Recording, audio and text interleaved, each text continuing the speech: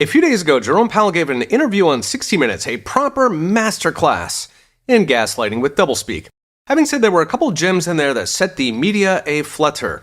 One was Jerome finally confessing that, quote, the federal government is on an unsustainable fiscal path, as in our federal deficits are getting to the point of destabilizing the entire financial system, as well as bankrupting our grandkids.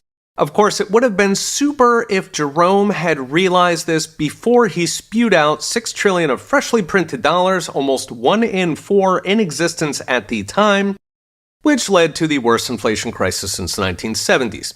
Still, it is rare for Fed chairs to criticize federal spending at all.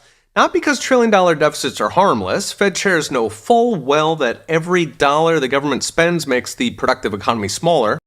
No, the reason Fed chairs keep quiet is they know who butters their bread, and it ain't voters. After all, the president appoints Fed members, Congress confirms them, and the people only have the illusion of control, given that elections are largely bought. Now, in case you're hoping Powell's criticism heralds a new honest Fed, it does not. Because his next shtick was how the Fed didn't really cause inflation after all. It just sort of happened because COVID. Next, Powell talked about the banks.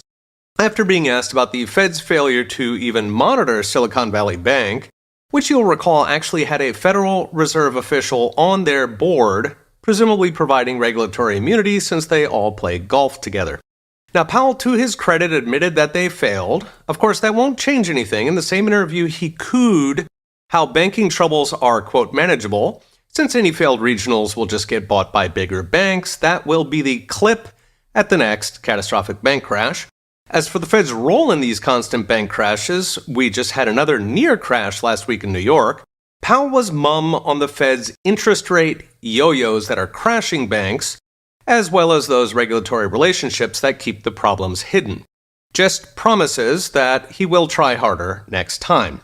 It's worth noting the Fed was also very forthright in admitting that it screwed up 2008, while Jerome himself admitted they screwed up transitory inflation with the memorable quote, I think we now understand how little we understand inflation. So the Fed breaks everything it touches, it happily admits it, and yet nothing changes. So what is next? Brought to you by Unchained.com. Sadly, what wasn't asked during the interview was whether the Federal Reserve should exist. If a central planning, politicized water carrier for the regime that habitually destabilizes the economy and crashes the financial system might not actually be a good thing. Particularly one that deceives the American people while enabling Wall Street and the federal government to rob Americans to the tune of several $1 trillion. Of course, those kinds of questions are probably above the pay grade of 60 Minutes, but perhaps one day Jerome Powell will actually face a tough questioner who makes him tell us why we shouldn't put the miserable, incompetent, corrupt Federal Reserve out of business.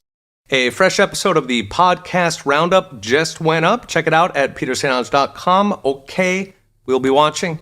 See you next time.